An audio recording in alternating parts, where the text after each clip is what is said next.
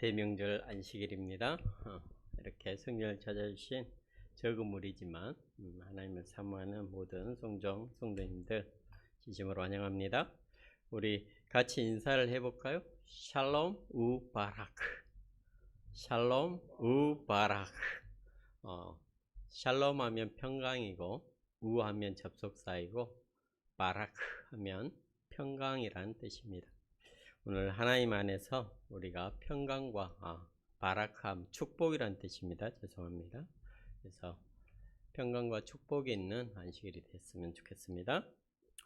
오늘은 성경의 숨은 그림 찾기라는 주제로 성경을 읽을 때 어떻게 읽으면 좋을까, 그리고 거기에서 숨은 뜻을 어떻게 찾으면 될까라는 제 경험을 바탕으로 해서 같이 가보도록 하겠습니다. 여기 야고보서 1장 5절로 6절의 말씀에 너희 중에 누구든지 지혜가 부족하거든 모든 사람에게 후히 주시고 꾸짖지 아니하시는 누구에게 구하라고요? 하나님께 구하라. 그리하면 주시리라. 오직 믿음으로 구하고 조금도 의심하지 말라라는 말씀이 있습니다. 네. 히브리어가 써져 있죠. 브레시트 바라 엘로힘 엣 하샤마임 베트 하아레치 이렇게 써져 있는데, 우리 태초에 하나님이 천지를 창조하시니라 라는 뜻입니다. 우리가 이렇게 성경을 읽을 때 창세기 1장을 제가 이건 그림을 그린 거거든요. 파워포인트로 이렇게 이제 그려본 건데, 한번 정리하고 그림을 그려보고, 그리고 그것들을 칸으로 나눠보고 하면 거기에 숨은 뜻을 발견할 수 있을 거예요. 자, 순서가 있죠. 하늘, 물, 땅, 하늘, 물, 땅 이렇게 창조가 되어져 있는데, 지금 위에 보면 첫째 날에 빛을 만들고, 둘째 날에 궁창을 만들고, 셋째 날에 물을 만들었습니다. 그러면 그 빈칸이 있죠. 뭐가 들어갈까요? 창조가 들어가겠죠. 근데 그 빛을 낮이라 칭하시고 어두움을 밤이라 칭하셨어요. 또 궁창 위의 물과 궁창 아래의 물로 나눌 때 그 궁창을 뭐라 했냐면 하늘이라 불렀습니다. 그리고 묻과 물을 땅과 바다로 지칭하셨어요. 그래서 첫 번째는 창조가 되겠고, 두 번째는 이름을 부여합니다. 자, 이제 빈 공간에다가 채워가기 시작하시죠. 넷째 날 그 하늘에다가 해와 달들, 별들을 채웁니다. 그렇죠?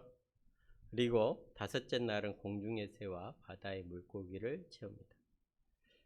성경을 읽으면서 한번 그림을 그려보시고, 그리고 정리를 해보시면 머리에 더 쉽게 다가오는 것 같아요. 자, 마지막에는 그 채움에 했을 때 그것들의 역할을 주십니다. 징조와 사시와 일자와 연한을 구분하게 하시고, 다섯째 날은 생육하고 번성하게 하시고, 마지막에 사람들에게 생육과 번성하면서 모든 생물을 다스리게 합니다. 그런데 하나님께서 7일째에 어디에다 복을 주셨다고요? 희한하시게 어떻게 날짜에다가 복을 주실 생각을 했을까? 이게 참 아이러니컬한 이야기입니다. 우리가 성경에서 좀 심도 있게 기도하면서 연구해야 될 과제인 것 같아요. 그렇게 했을 때 반복어가 두 개가 나와요. 하나님 보시기에 좋았더라. 또 하나는 하나님 보시기에 심히 좋았더라. 이게 무슨 뜻일까요? 왜 이렇게 써놨을까요? 여러분들이 한번 이야기를 해보십시오. 도대체 하나님 보시기에 좋았더라, 이것들을 5번이나 반복을 했고, 마지막에 하나님의 보시기에 심히 좋았더라, 왜 이렇게 구분을 하고 이 말들을 반복을 했을까요?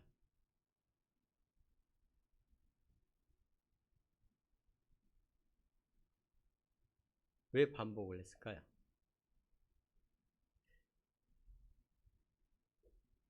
제 개인적으로 하나님께서 영감을 준 건 그만큼 인간의 창조가 중요하다라는 걸 설명하기 위함이었다라고 생각이 들어져요. 왜 그러냐면 모든 것들을 다 계획하고 계획해서 제가 프로그램들을 짤 때 프로그래머들이 모든 프로세스를 다 생각하는데 마지막에 어떤 것까지 생각하냐면 이 사람들, 이 사용자들이 잘못했을 때 오류를 잡아내는 것까지 생각을 해요. 그래서 하나님께서 모든 메커니즘을 만들어 놓고 사람들을 위해서 만들 때 그 사람들이 이 생물들과 함께 살아갈 그 날들을 생각하면서 그 오류들까지도 하나님께서는 생각하셨다. 그래서 보시기에 심히 좋았더라라고 말씀을 하셨던 것 같아요. 이처럼 인간을 얼마나 사랑하는가를 우리가 알 수 있습니다. 그 다음에 두 번째로 저녁이 되며 아침이 되니 이는 첫째 날이라 둘째 날이라 또 반복을 하셔요. 이건 무슨 의미일까요? 저녁이 되며 아침 되니 첫째 날. 이 굳이 안 써도 되거든요. 아침이 되며 저녁이 되다라고 하지 않고 저녁이 되며 아침이 되다라고 했어요. 그 말은 하나님께서 우리에게 쉼을 먼저 주시고 하루를 시작하길 원하는데 또 다른 의미로 중요한 것은 이건 실제적인 하루라는 거예요. 누가 번복하지 못하도록 저녁이 되고 아침이 되고 우리가 성경을 해석하는 데 있어서 이게 뭐 하루가 1000년 같고라는 데를 붙여서 누구는 그렇습니다. 이해가 안 되니까 1000년이라고 하루가 성경상에 그렇게 설명하신 부분도 있어요. 그러나 하나님께서는 분명히 저녁이 되며 아침이 되니는 첫째 날이라 말씀하신 것은 실제적인 하루를 우리에게 보여주시기 위함이 아니었나 생각이 됩니다. 자, 이제 여러분들이 대답하셔야 됩니다. 자, 이제부터 숨은 그림 찾기입니다. 네. 하나님 나라에 회복을 했을 때 창조 때에 가장 나중에 만드신 건 뭘까요? 창세기 2장에 나와 있습니다.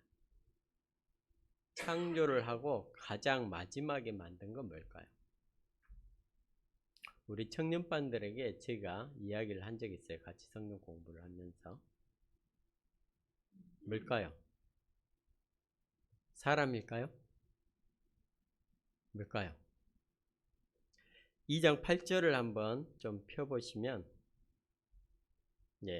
제가 써놨습니다. 성경 찾기 그러니까 여호와 하나님이 동방의 에덴에 동산을 창설하시고 그 지으신 사람을 거기 두시니라. 사람이 먼저요? 동산이 먼저요? 사람이 먼저죠. 그 다음에 에덴 동산을 두셨죠. 왜 에덴 동산을 두셨을까? 라는 걸 지금부터 좀 생각했으면 좋겠습니다. 두 번째요. 애굽의 종생활 430년 후에 출애굽 당시에 그들이 가장 나중에 만든 건 무엇일까요?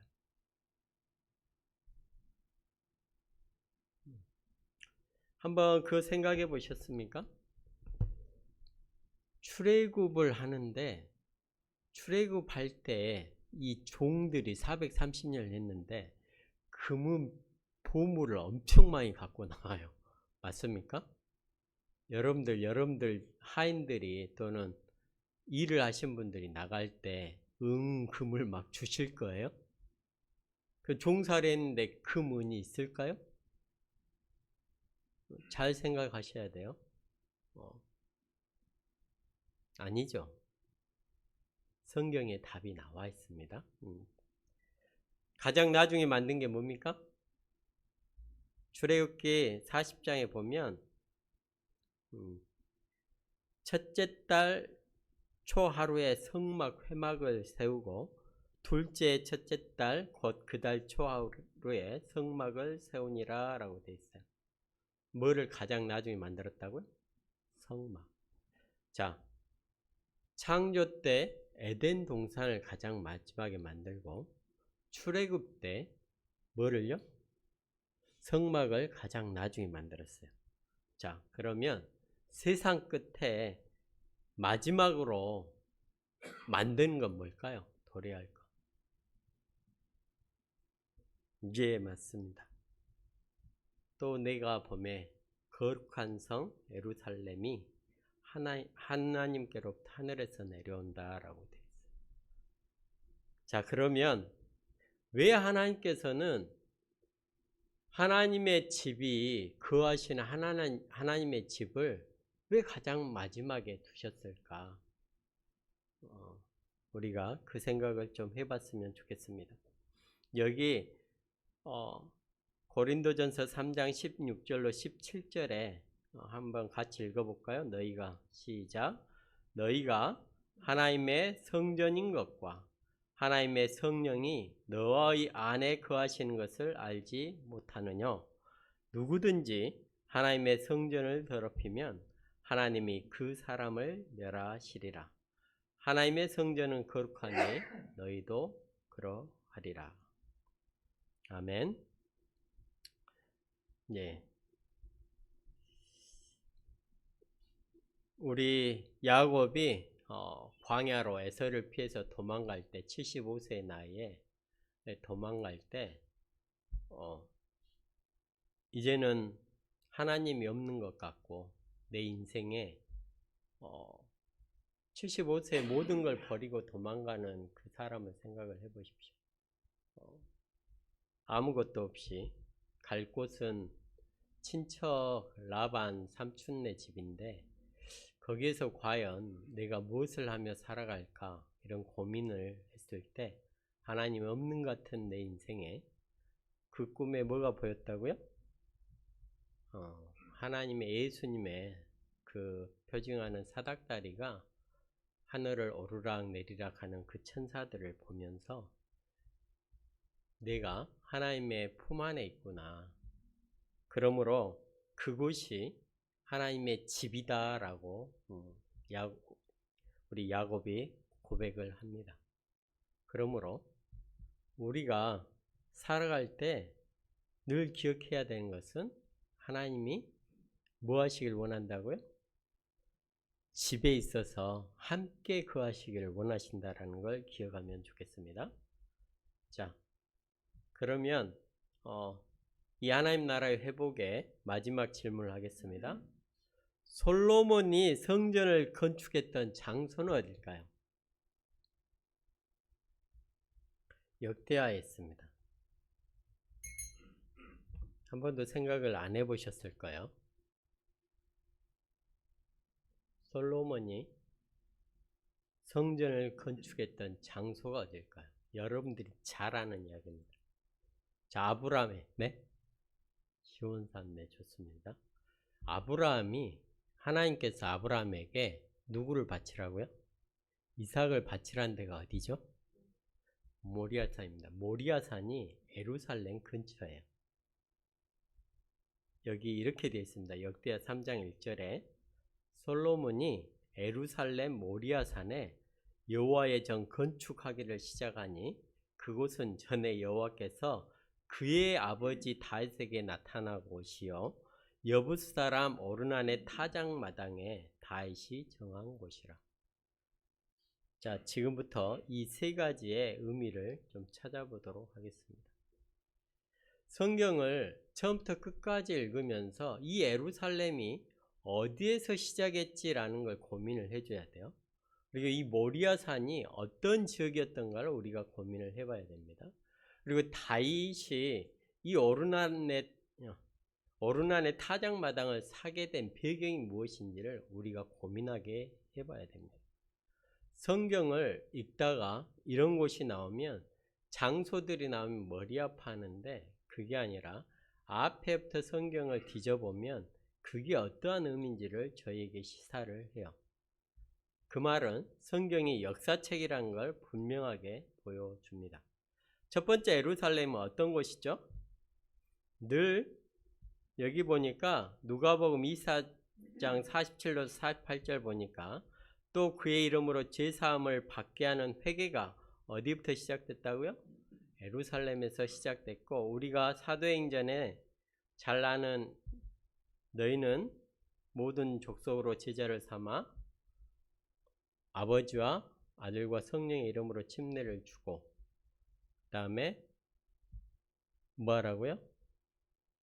온 에루살렘과 온 유대와 사마리아와 땅끝까지 정한 내 증인이 되리라 말씀하셨습니다. 그래서 에루살렘이라는 것은 모든 구속사의 시작점이에요. 두 번째 모리아산이 있습니다. 어떤 곳이죠? 아까 말했던 것처럼 아브라함 이삭을 죽이려 했을 때 그 손을 멈춰라 하시고 수양을 보냄으로 여호와 이레.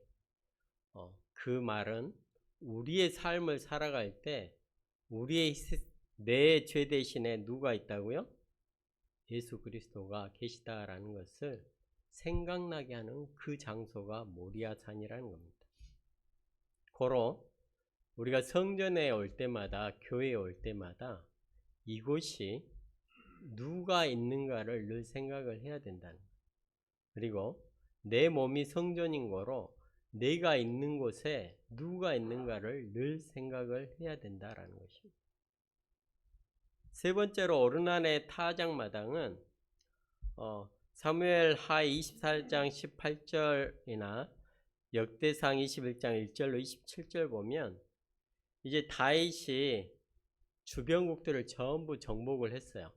근데 갑자기 뭐라 그러냐면 요압에게 인구조사를 시켜요. 근데 이 인구조사는 우리가 고대에 세금을 걷거나 아니면 군대를 모집하기 위해서 인구조사를 시켰거든요. 근데 이 다윗이 땅을 정복하다 보니까 뭐가 나온 거예요? 명예욕이, 그리고 부가 세상 열방에 알려지니까 갑자기 마음에 뭐가 생긴 거예요? 교만이 생긴 거예요. 그래서 하나님께서 세 가지 선택을 하게 하죠. 역대상을 한번 펴보시면 너희가 3년의 기근을 택할래? 석 달 동안에 대적들에게 쫓겨다닐래? 3일 동안에 온역을 치를래? 야, 하나님 대단하지 않습니까? 온역이 얼마나 전염병이 무서우면 며칠 가게 한다고요? 3일. 쫓기는 게 얼마나 힘들면 석 달. 기근은 몇 년 버틸 수 있다고요? 3년 버틸 수 있다. 근데 여기서 7만 명을 죽습니다. 그래서 다윗이 하나님께 잘못을 회개하고 고백하면서 이 오르난의 타작마당을 요즘 말로 금 600세겔이니까 요즘으로는 한 약 36억에 사서 거기에다가 제단을 쌓게 됩니다. 그리고 그 번제를 드리는데, 그 번제를 드릴 때 하나님의 예수 그리스도를 또 우리가 떠올리게 됩니다. 그 장소가 솔로몬이 성전을 건축했던 장소. 의미가 있습니까? 의미가 있습니다. 우리가 성경을 무작정 읽을 때 우리에게 성령이 깨워주지 않아요. 근데 곰곰이 찾고 찾으면 하나님께서 그 말씀을 묵상하면 분명히 거기에 지혜를 떠올리게 해줍니다. 이 솔로몬의 왕국은 실은 다윗이 이미 땅도 사고, 그렇죠? 모든 것들을 다 준비해 놓고 솔로몬은 그걸 집행을 했을 뿐입니다. 자, 우리가 성전을 왜 건축한다고요? 여기 이렇게 되어 있습니다. 지금 화면이 제 컴퓨터하고 위에 파워포인트가 좀 안 맞아서 깨진 점 양해 부탁드립니다. 성막 설계는 하나님이 자기 백성 가운데 거하기 위해 지어진 것으로 자기 백성과 영광, 거룩함, 생명, 사랑으로 교제를 원하는 어떤 하나님이요? 임마누엘의 하나님. 하나님이 우리와 함께 계시다라는 그 임마누엘을 하나님께서는 떠올리기 원하셨던 것 같아요. 이제 숨은 그림이 좀 맞춰집니까? 성막이나 교회나 나를 볼 때 우리는 누가 거한다고요? 하나님이 거하신다라는 사실을 명심했으면 좋겠습니다. 그것이 거룩입니다.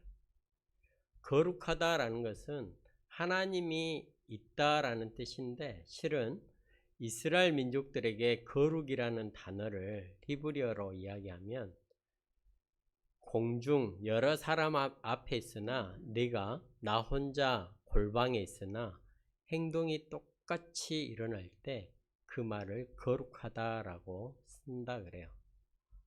그러므로 우리가 거룩하다라는 것은 내 삶을 돌아보고 누구든지 누구와 있든지 홀로 있든지 그 생활이 일정한 것을 유지하는 저와 여러분이 되었으면 좋겠습니다.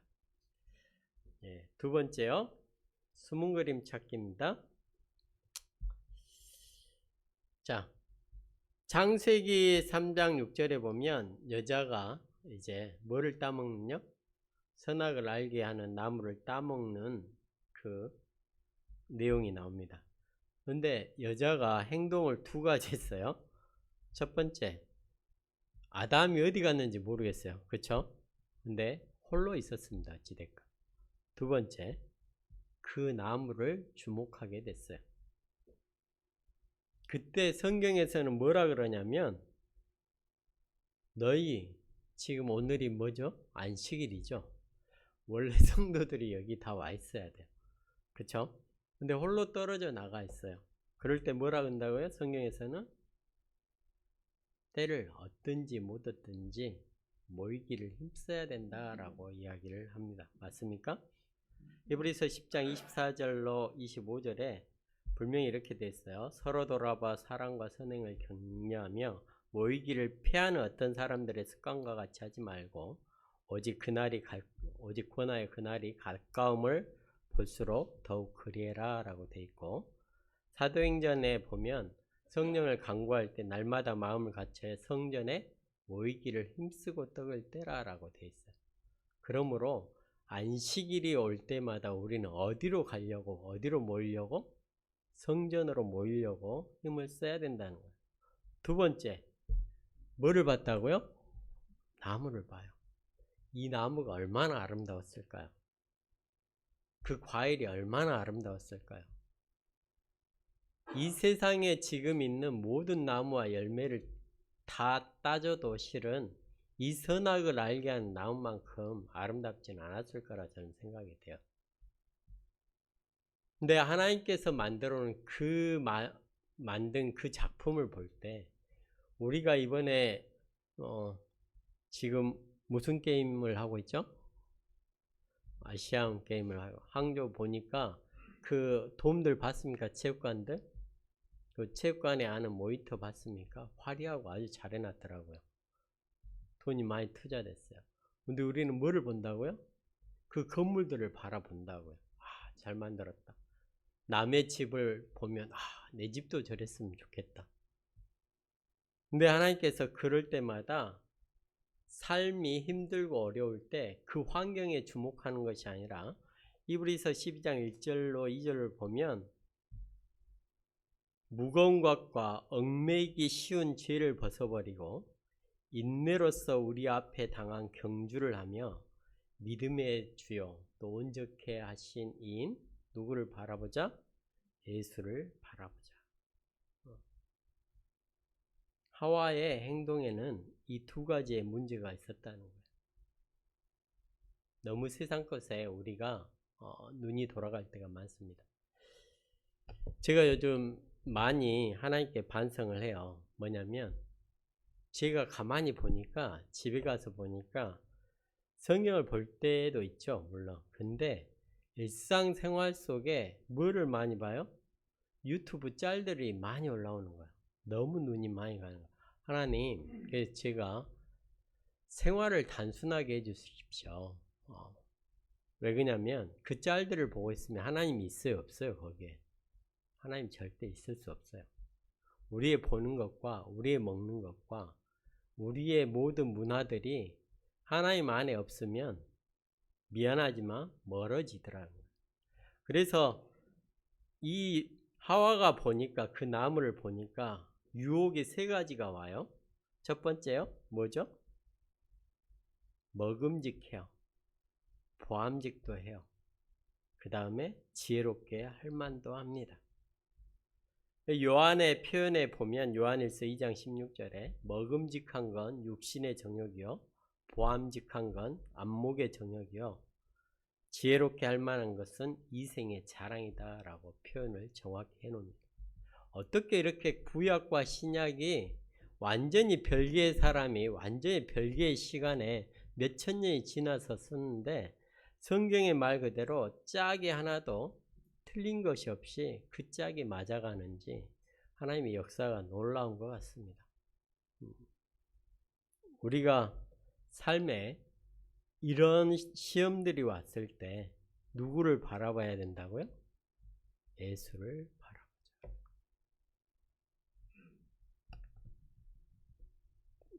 여러 가지 환경이 있습니다. 사람마다 건강이 안 좋은 사람도 있고 때때로 우리가 경제적으로 힘들 때가 있고, 근데 우리 머릿속에서 뭐를 계산해요? 내 계획과 내 방법을 생각을 해요. 다 방법을 해놓고 하나님 이 방법대로 했을 때 뭐 해주라고요? 거기에 임재해 주시라고 이야기를 합니다. 근데 그게 아니라 뭐를 하자고요? 예수를 바라보고 먼저 가는 것이 먼저인 것 같습니다. 다음이요. 자, 성경에 보면 좀 많이 이상하니까 일단 지우고 시작하겠습니다. 우리 노아의 홍수를 보면 의도적으로 창세기 7장 4절부터 8장 11절까지 대꾸법이라 그러는데 수미상관법이라고도 하고, 문학적 히브리 문학적에 보면 위에 창세기 7장 4절에 보면 지금부터 7일, 그 다음에 창세기 7장 10절에 보면 7일 후에 하고 7자가 나오고, 의도적으로 7일, 7일, 40일, 150일, 그 다음에 창세기 8장 3절에 150일, 40일, 7일, 7일 이렇게 의도적으로 써놓은 걸 보게 됩니다. 맞습니까? 지금 한번 창세기를 한번 찾아보셔요. 그리고 7장을 펴보시면 의도적으로 이렇게 써놨습니다. 근데 히브리 문학에 이렇게 의도적으로 썼을 때 가장 중요한 부분은 어디에 있다고요? 네, 가장 중앙에 있다라고요. 그 중앙에 있을 때 성경엔 딱 두 구절밖에 없어요. 8장 1절하고 8장 2절입니다. 여러분이 보시면 거기에 중심된 문구가 뭐가 있을까요?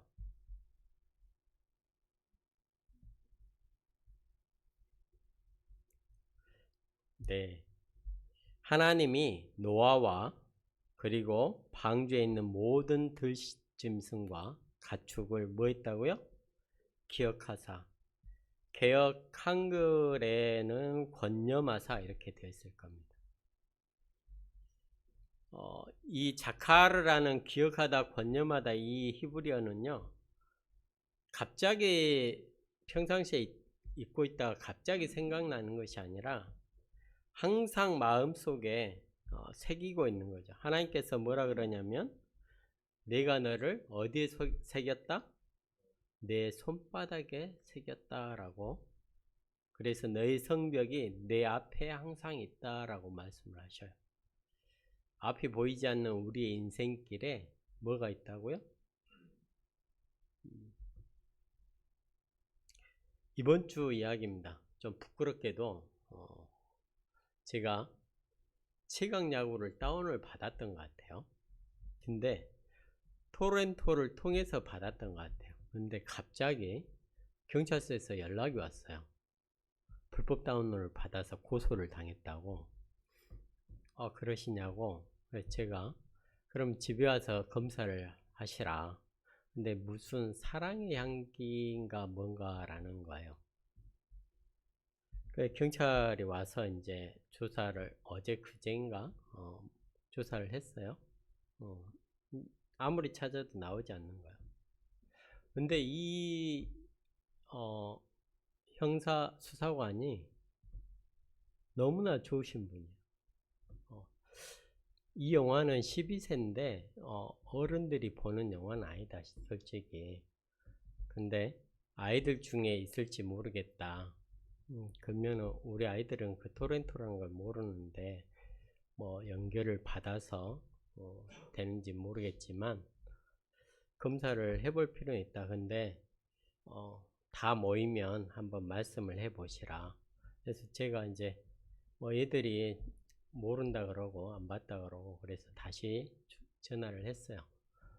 제가 경찰서 가서 내 노트북을 한번 보여드리겠다. 노트북도 내가 왔다 갔다 하니까 경찰이 뭐라 했겠습니까? 나와야 경찰서에 온다. 그것은 자기가 내가 봐서는 잘못 링크 될 수도 있는데 자기가 알아서 처리하겠다라고 이야기를 하시더라고요.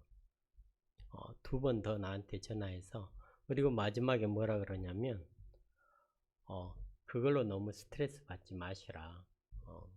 알아서 이쪽에서 해결하는 방법도 있다라고 말씀을 하더라고요.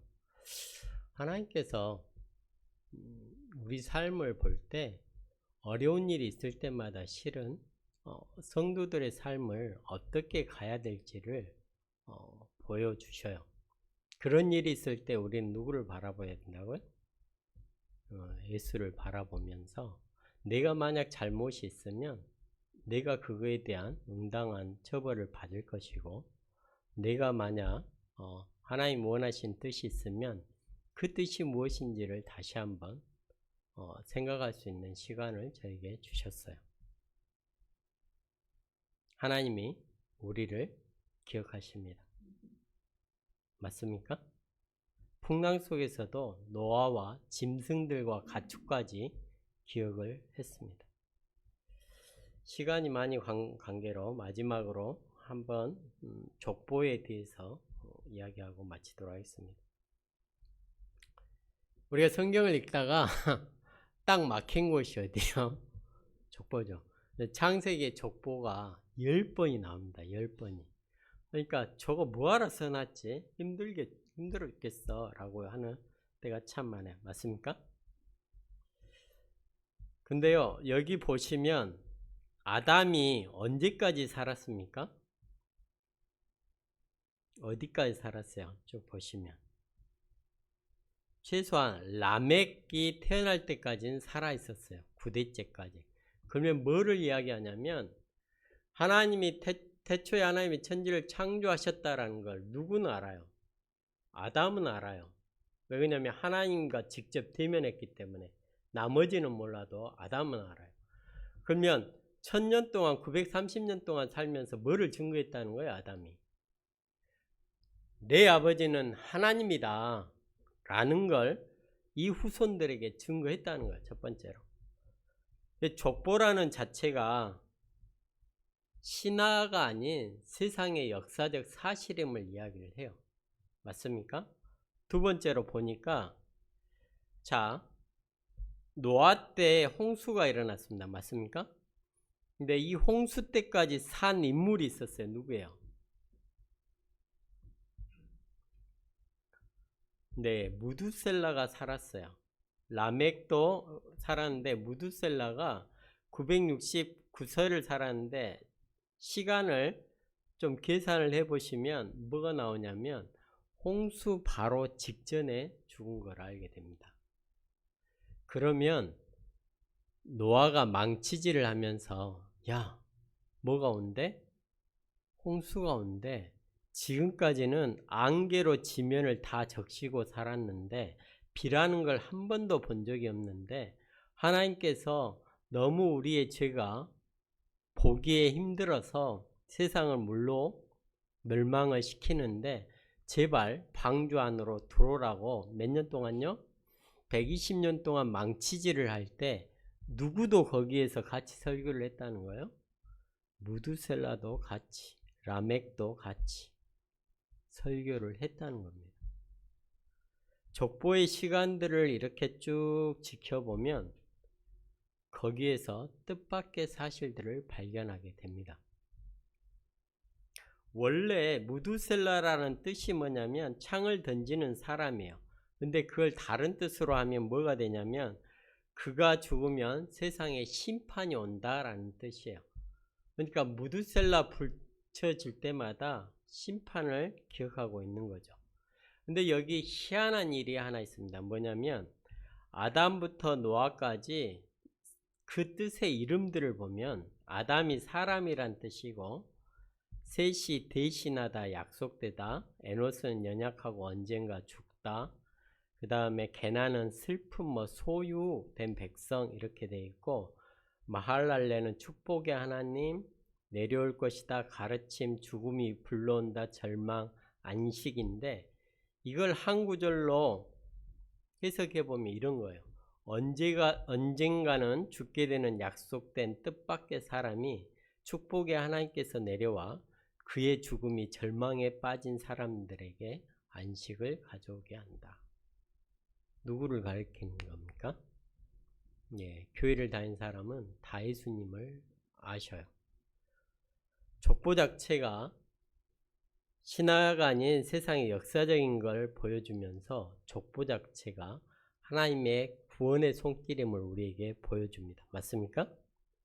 그리고 이 족보의 표현 방식에서 우리가 하나님의 뜻을 알 수 있고 무엇보다도 영적으로 예수 그리스도의 후손으로서 그 사명을 이어나갈 책임이 누구에게 있다?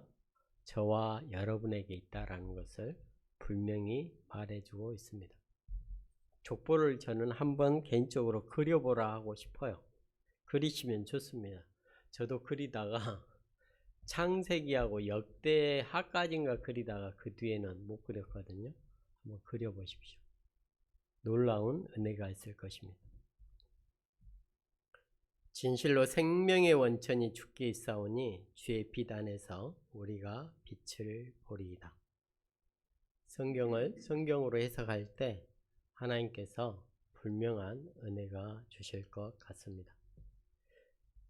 성경의 숨은 그림들을 찾게 되면 마음에 뭐가 와요? 말할 수 없는 기쁨이, 성경이 왜 꿀보다 다는지를 우리가 알 수 있습니다. 그려보시고 요약해 보시고 그리고 묵상해 보시면 참 재미있고 놀라운 일들이 펼쳐질 거예요.